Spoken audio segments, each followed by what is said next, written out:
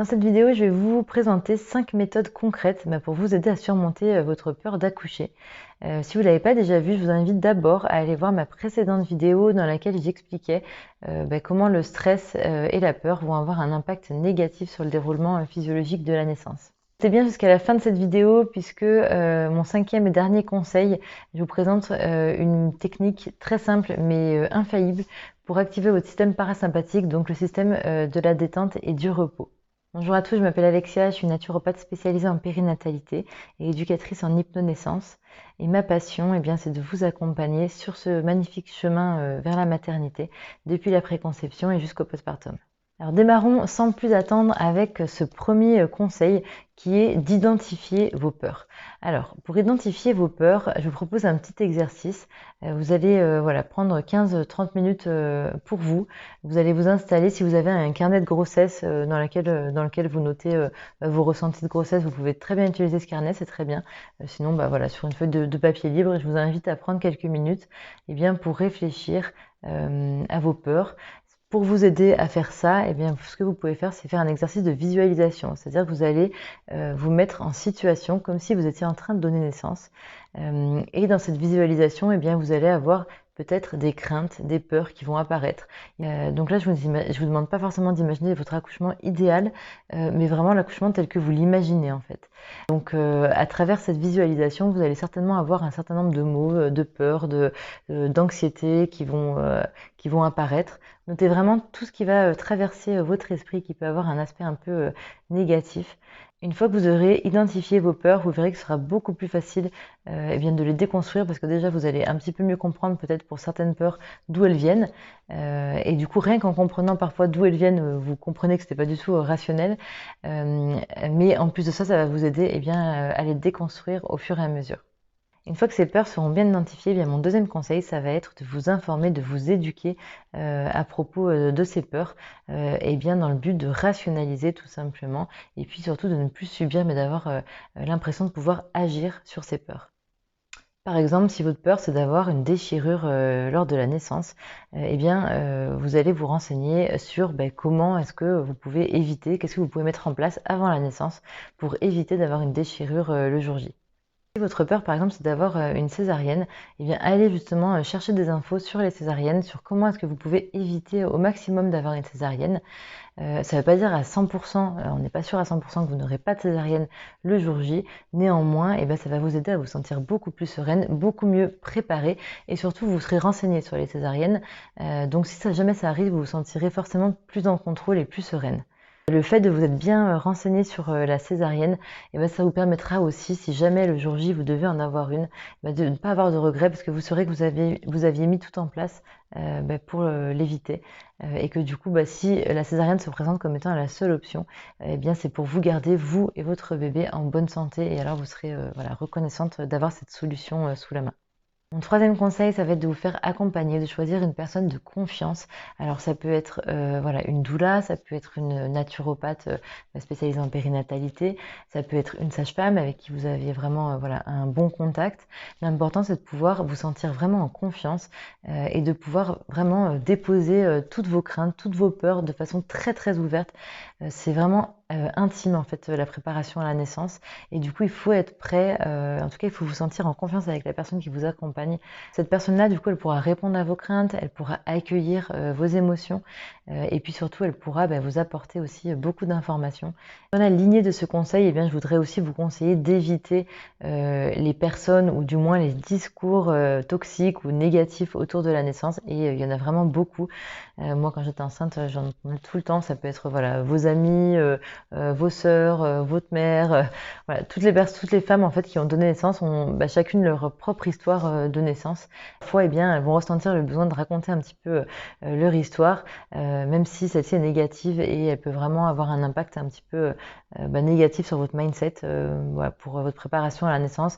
Donc vraiment si il y a des personnes qui commencent à vous raconter ce genre d'histoire, je vous invite simplement à leur dire que vous ne préférez pas entendre ces discours-là, que vous souhaitez préparer votre naissance sans vous laisser influencer par ce que vous pourrez entendre à l'extérieur.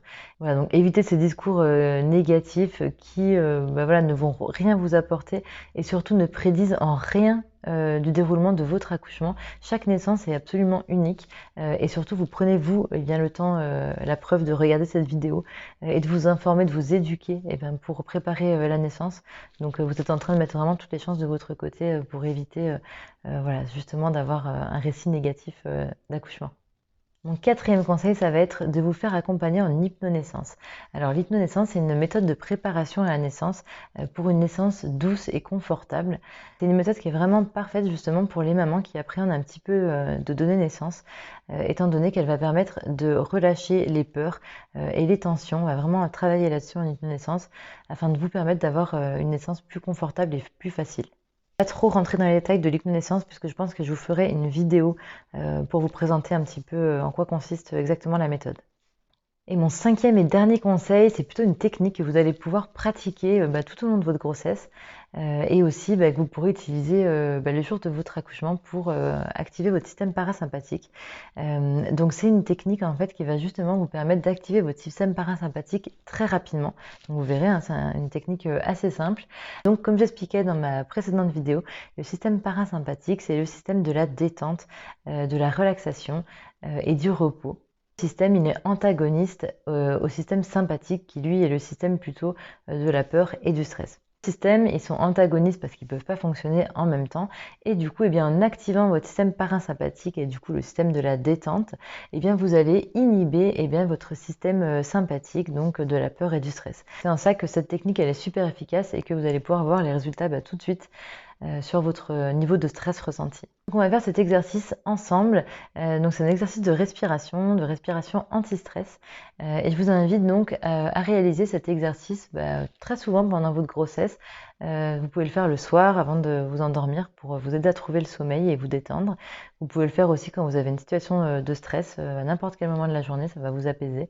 Vous verrez, le jour de la naissance, vous pourrez aussi pratiquer cette respiration anti-stress entre les contractions, puisqu'au moment des contractions, généralement, on adopte une autre technique de respiration. Pour démarrer l'exercice, je vous invite à évaluer là maintenant votre niveau de stress ou votre niveau de peur quand vous pensez par exemple à votre accouchement sur une échelle de 1 à 10. Donc pour cette respiration anti-stress, je vous invite à poser une main sur votre ventre et l'autre main sur votre poitrine. Et je vais compter donc jusqu'à 4 pour l'inspiration. Vous inspirez par le nez en gonflant le ventre et pas la poitrine. Vous faites attention à ce que ça vienne bien du ventre. Alors la poitrine va forcément se soulever un tout petit peu vu que c'est les poumons qui se gonflent. Mais faites bien attention à ce que votre respiration, elle parte du ventre et pas de la poitrine. C'est très important. Donc sur l'inspiration. Et pour l'expiration, on va expirer sur 6 temps. Et là encore, c'est bien votre ventre qui va s'abaisser sous votre main. Donc voilà, c'est pour ça que c'est intéressant d'avoir les mains sur le ventre et sur la poitrine, parce que ça vous permet de bien sentir le mouvement. Ça peut paraître simple, mais en réalité, beaucoup de personnes ne savent pas du tout respirer aujourd'hui. Sur l'expiration, vous pouvez expirer par la bouche. Ou par le nez, voilà, c'est comme vous le sentez plus confortable. Moi, je sais que je préfère expirer par la bouche, mais voilà, si vous souhaitez le faire par le nez, c'est aussi tout à fait possible. Donc, on va le faire ensemble. Donc, sur l'inspiration, je vais dire in pour vous donner le signal qu'il faut inspirer. Et sur l'expiration, je dirai out pour vous donner le signal qu'il faut expirer. Je vais compter au départ et puis ensuite, je vous laisserai faire les inspirations et les expirations seules pendant quelques minutes. Vous pouvez fermer les yeux.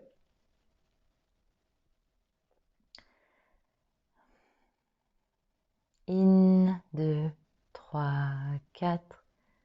Out, 2, 3, 4, 5, 6. In, 2, 3, 4. Out, 2, 3, 4, 5, 6. In, 2, 3, 4. Out, 2, 3, 4, 5, 6. In, 2, 3, 4. Out, 2, 3, 4, 5, 6. In, 2, 3, 4. Out, 2, 6. In, out. In, out. In, out. In, out. In, out. In, out.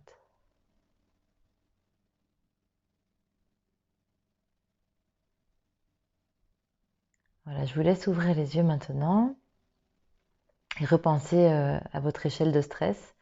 Et voilà, évaluez maintenant sur quel niveau vous vous trouvez entre 0 et 10. Pour ma part, j'étais à un bon 7, je pense, avant de commencer l'exercice. Et là, maintenant, je suis à un petit 4. Donc voilà, ça m'a bien relaxé. J'espère que vous aussi, j'espère que cet exercice vous aura plu. Si ce n'est pas déjà fait, je vous invite à vous abonner à ma chaîne et à liker cette vidéo pour soutenir mon travail. Vous pouvez aussi activer la petite cloche pour ne pas rater mes futures vidéos. En tout cas, j'ai adoré ce petit moment avec vous et j'espère que le plaisir est partagé. Et je vous dis à très bientôt pour une prochaine vidéo.